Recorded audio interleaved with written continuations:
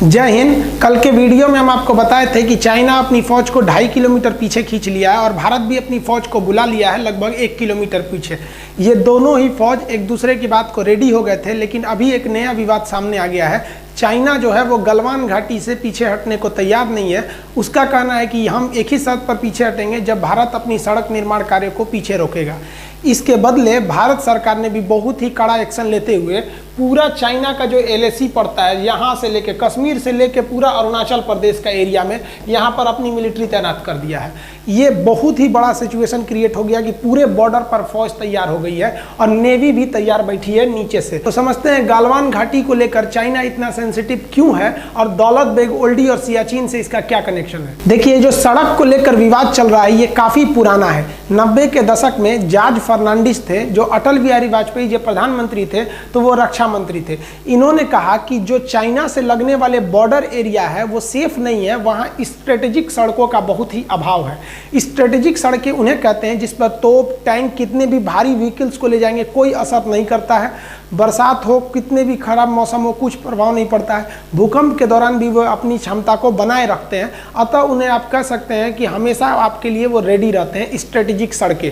तो इन्होंने स्ट्रेटेजिक सड़कों के लिए ऐसे 61 स्ट्रेटेजिक सड़कों की पहचान की जॉर्ज फर्नांडिस। और आज जो विवाद इसलिए हो रहा है कि भारत सरकार का एक ऑर्गेनाइजेशन है बॉर्डर रोड ऑर्गेनाइजेशन BRO, उसने 75% सड़कों को कंप्लीट कर दिया है। ये सड़कें इतनी तेजी से कंप्लीट की गई कि जब अरुणाचल प्रदेश में इन सड़कों को बनाया जा रहा था तो वहाँ के गांव वाले अपनी ज़मीन को फ्री में दे दिया। हालांकि ऐसा कभी नहीं होता है, जब सड़क बनाए जाते हैं तो सरकार ज़मीन खरीदती है, लेकिन वहाँ के लोगों को सैल्यूट जो देश के लिए इतना सोचते हैं और अपनी ज़मीन फ्री में दे दिए कि हाँ यहाँ पे सड़क बनाइए ताकि हमारी आर्मी जा सके। अब यही सड़कें जो हैं ये यहाँ बन रही है आपका लद्दाख के एरिया में, दौलत बेग ओल्डी सेक्टर में। इसको लेकर चाइना ज़्यादा विवाद कर रहा है। देखिए, एक सड़क है जिसका नाम है दारबुक स्योक। ये स्योक नदी को पार करके जाती है, दारबुक नाम के जगह से स्टार्ट होती है, इसलिए इसे दारबुक स्योक कहते हैं। जब ये एकदम ऊपर दौलत बेग ओल्डी तक पहुंच जाती है तो इसकी लंबाई हो जाती है 250 किलोमीटर। हम समझेंगे दौलत बेग ओल्डी क्या होता है। देखिए, ये इसमें जो हम रेड कलर से रंगे हुए हैं ये सियाचिन ग्लेशियर है। ये सियाचिन का एरिया है, ये इंडिया के कंट्रोल में है। उससे जस्ट पहले जो ब्लू कलर से कलर किए हुए हैं ये आपका दौलत बेग ओल्डी का एरिया। ये दोनों जरूरी है। सियाचिन ग्लेशियर दुनिया का सबसे ऊंचा युद्ध का मैदान है, तो वहीं दौलत बेग ओल्डी भारत या कह लीजिए तो दुनिया के सबसे बड़े युद्ध के मैदानों में से एक है। किंतु यहाँ पर एयरपोर्ट है, एयरफोर्स रहती है, तो ये हमको यहाँ पर तो फौज दुनिया में ये सबसे ऊंची बैठ गई और यहाँ पर आप कह लीजिए तो एयरफोर्स भी बहुत ही ऊंचाई पे बैठ गई। अब यहाँ से नीचे चाइना गलवान घाटी में अगर खड़ा रहता है तो चुपचाप वहाँ से बम मार दीजिएगा तो मर जाएगा। वहाँ से 9 किलोमीटर की डिस्टेंस पे, ज़्यादा दूरी वहाँ पे नहीं है। हाइट की वजह से चाइना को यहाँ बहुत ज़्यादा घाटा लगेगा, लेकिन ये सड़क उसमें बहुत ज़्यादा भारतीयों को एडवांटेज देती है। तो ये रेड वाला आपका एरिया हो गया सियाचिन और ये ब्लू वाला हो गया आपका दौलत बेग ओल्डी। ये जो सड़क जा रही है आपको, इस सड़क का ही नाम है दारबुक स्योक। ये स्योक नदी को पार करके जा रही है। अब ये जो सड़क जा रही है इस सड़क से चाइना को दिक्कत नहीं है।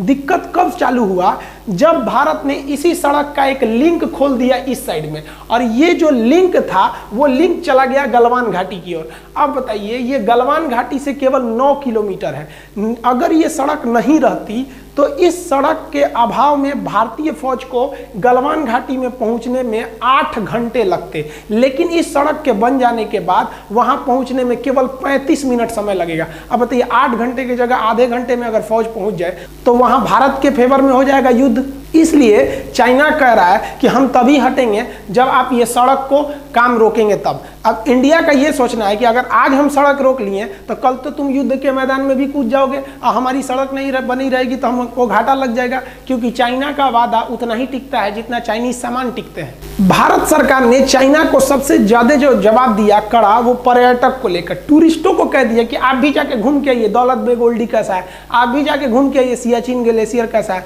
अब विदेशी लोग आए, अब घूमने वहां चले गए। अब विदेशी जब आए तो उनको परमिशन कौन देगा घूमने का? इंडिया। ये भारत के लिए सबसे बड़ा प्रमाण पत्र हो गया कि भैया मेरा जगह है, तभी ना हम घूमने के लिए उनको वीजा दिए हैं। तुम्हारा रहता तो तुमसे पूछ के आते। अब वो देश का वीजा हमारे लिए एक तरह का प्रूफ बन जाएगा। अब चाइना इसको समझ रहा है कि भाई ये गलवान घाटी कितना इंपॉर्टेंट है। ये जो सड़क है ये 14,000 फीट की ऊंचाई पर बनाई गई है, 250 किलोमीटर लंबी है। पहले जब ये सड़क नहीं थी तो ये स्याक नदी को पार करना होता तो एक टेम्पोररी ब्रिज था, इस पे हैवी व्हीकल्स नहीं जा सकते थे। लेकिन 2019 में भारत ने इस स्याक नदी के ऊपर एक भारी भरकम परमानेंट ब्रिज बना दिया। इस ब्रिज के बनने के बाद आर्मी के भारी भरकम व्हीकल, तोप टैंक इत्यादि को भी ले जाया जा सकता है। अब वहां पर हथियार पहुंचाने में भी दिक्कत नहीं होगा, इसलिए चाइना को ज्यादा डर लग रहा है इसके वजह से, इन सड़क और पुल के वजह से। लेकिन वो खुल के नहीं कर रहा है, हम हिंदुस्तानियों को वो फंसा के रखा है, मीडिया के थ्रू दबाव बनवाना चाह रहा है कि गलवान घाटी को विवाद है। विवाद गलवान घाटी को है ही नहीं है, विवाद चाइना को इस बात का है कि ये सड़क को नहीं रोकेंगे तो गलवान घाटी होकर भी चाइना का नहीं रहेगा, क्योंकि हाइट से हम लोग 14,000 फीट की ऊंचाई से हम लोग आराम से देख लेंगे, ओ चाइना क्या कर रहा है तुम वहां पर। युद्ध के मैदान में सोचा ईंटा चला के मार देंगे हम लोग। यहाँ चाइनीज गवर्नमेंट का प्रेशर उनकी आर्मी पर भी है, क्योंकि चाइनीज गवर्नमेंट के खुफिया जानकारों ने चाइनीज सरकार को बोला था कि भारत वहाँ बहुत ही खतरनाक सड़क बनाने जा रहा है। लेकिन चाइनीज गवर्नमेंट ने जब आर्मी से पूछा तो उनके आर्मी वालों ने कहा कि इतना भयानक भयानक पहाड़ है, वहाँ सड़क बनेगा कैसे? देख रहे हैं पूरा सीधे सीधे ढलान है, कहाँ से अच्छा सड़क बन पाएगा? इतना बड़ा बड़ा पहाड़ है, सड़क नहीं बन पाएगा। गवर्नमेंट आप टेंशन नहीं लीजिए, हम लोग है ना। दिक्कत कब हुआ? जब ये सड़क बनकर तैयार हुआ तब। देखिए ये सड़क ऐसा बना दिया, इंडिया वाले भी बताइए, इतना भयानक सड़क बना दिया सब। अब इसमें जो सेना की जो गाड़ियां चलती हैं वो बुलेट ट्रेन की तरह भाग रही हैं सब। इन सड़क पर पानी भी नहीं लगेगा, क्योंकि जहां तक सड़क गई है वहां तक पैरेलल नाला लेके गया है, दोनों ओर से पानी भी नहीं लगेगी। स्ट्रेटेजिक सड़क इतनी भयानक लग गई कि चाइनीज सरकार अपनी आर्मी पे भड़क गई कि रे चोट्टा कहीं का, तो बोला था कि सड़क नहीं बनेगी, कौन सी बना दिया देख तो। अब युद्ध के मैदान में धड़ाक से फौज उतार देगा, तू लोग मुंह ताकते रहना। चाइनीज सरकार का उनकी आर्मी पर गुस्सा एक बात और से है कि ये जो दौलत बेग ओल्डी है, इस दौलत बेग ओल्डी पर जब भारत ने अपनी एयरफोर्स को उतारा था तो एएन नामक विमान को उतारा था। ये छोटा सा जहाज है, इसमें 30-40 लोग बैठते हैं। तो इस पर चाइनीज आर्मी ने कुछ खास एक्शन नहीं लिया था, कहा था 30-40 आदमी के जहाज में क्या होगा। लेकिन इंडियन एयरफोर्स ने एक और खतरनाक काम कर दिया। एयरफोर्स ने पहले तो उतारा ही छोटका विमान एएन नामक छोटा सा, और जब ये उतर गया सक्सेसफुली तो यहाँ उतार दिया अपना C-17 ग्लोब मास्टर और हरकुलियस नामक भारी भीषण विमान। ये विमान जो है ना भीम है एकदम, समझिए तो 70 टन उठा के उड़ जाएगा। एक हाथी 10 टन की होती है, 70 टन उठाएगा, 7 गो हाथी को लाद के उड़ जाएगा। इतना किसी भी मौसम में उड़ सकता है, पहाड़ के बीच में भी उड़ सकता है। आप इसे देखिए कितना खतरनाक ये लैंडिंग करता है। भारत ने जब दौलत बेग ओल्डी में अपना सबसे भयानक विमान C-17 ग्लोब मास्टर को उतारा तो चीन में खलबली मच गई, क्योंकि एक बहुत विशाल विमान है और इतने पहाड़ी वाले एरिया में इस विमान को उतारना एक तरह से काफ़ी चैलेंजिंग था। किंतु भारत ने इस बड़े भारी भरकम विमान को दौलत बेग ओल्डी में सक्सेसफुली उतार लिया।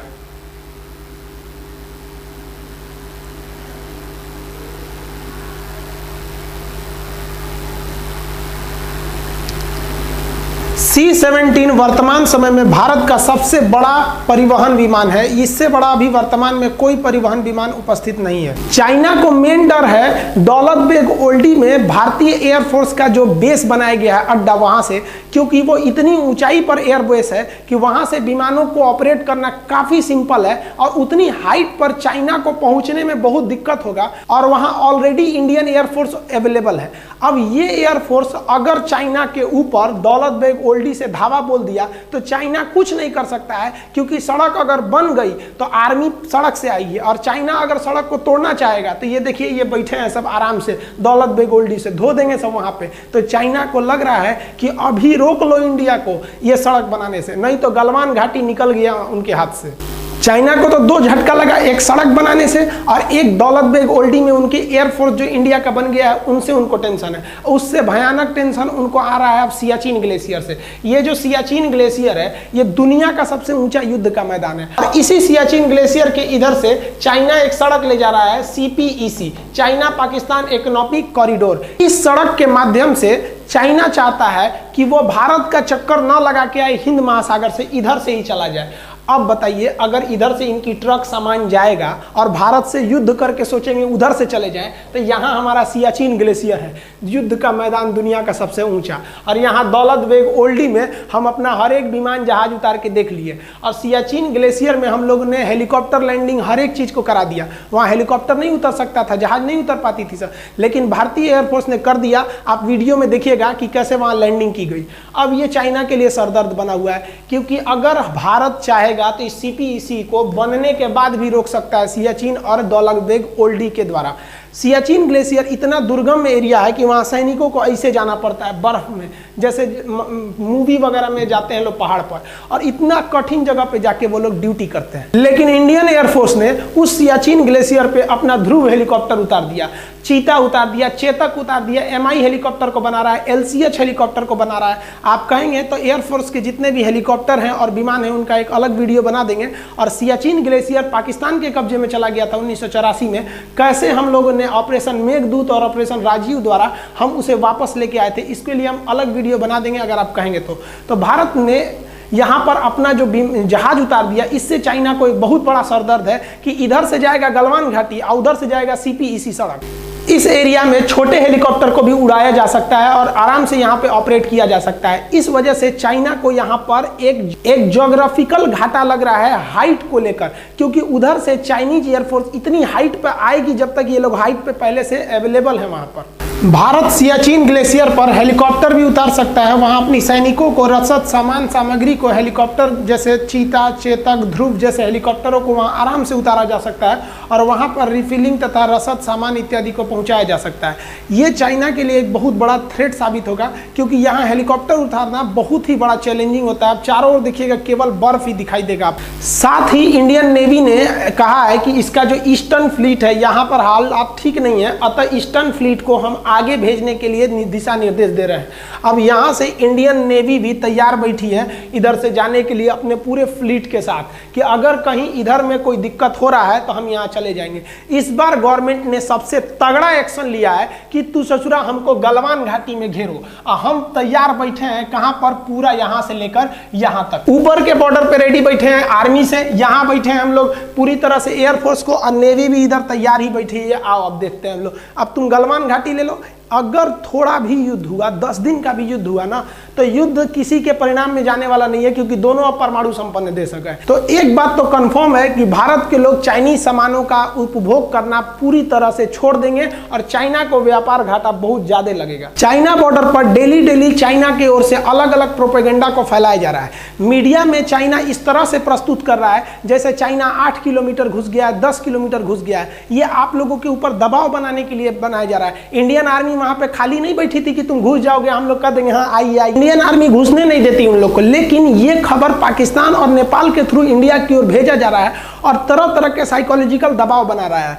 आप भी ये सोच रहे होंगे कि इंडियन आर्मी क्या कर रही थी, ये केवल उनका दबाव है ताकि आप ये सोचकर डर जाइए कि आप चाइना से मुकाबला नहीं कर सकते। ये बात गलत है कि चाइना हमारे ऊपर दबाव बना रहा है या हमारे फौजी उनको घुसने के लिए अंदर जगह दे दिए थे, एकदम गलत है। ये सही है कि स्टैंड ऑफ हुआ है, दोनों आर्मी खड़ी है, लेकिन ये खबर गलत है कि वो हमारा 8 किलोमीटर कब्जा कर लिया है, 6 किलोमीटर कब्जा कर लिया है। ये आपको फेसबुक, व्हाट्सएप इत्यादि के माध्यम से जानबूझकर आप पे दबाव बनाने के लिए किया जा रहा है। इंडियन आर्मी पूरी तरह स्टिक है। अगर हम डरे होते तो कभी भी इतना बड़ा एक्शन नहीं लेते कि इस कोरोना के बीच में भी अपनी पूरी फौज को लगा देते पूरे LAC पर। नेवी को भी हम लोग तैयार रहने के लिए बोल सकते थे, एयरफोर्स को भी बोल दिए। और अभी हाल ही में अमेरिका से एक तो गुप्त समझौता की ओर भारत बढ़ रहा है कि अगर हथियार, गोला बारूद की कमी हुई तो आप तुरंत सप्लाई दे सकते हैं या नहीं। ये भी अभी बात चल रही है भारत और इजराइल और अमेरिका के बीच में। अतः भारत अगर पीछे हटने के मूड में रहता तो ये सब कुछ नहीं करता। हमारे हिसाब से भारत सरकार ने जो पूरे LAC पे फौज लगा दिया वो एकदम बेस्ट काम किया है। आप क्या सोचते हैं, गवर्नमेंट ने ये डिसीजन सही लिया या गलत लिया? नेवी को तैयार रहने के लिए, नेवी को काउंटर करने के लिए बोला गया, क्या ये गवर्नमेंट का डिसीजन सही था या गलत? आप कमेंट करके बताएंगे। जैसा अपडेट होगा फिर बताएंगे। मिलते हैं अगले वीडियो में, तब तक के लिए जय हिंद।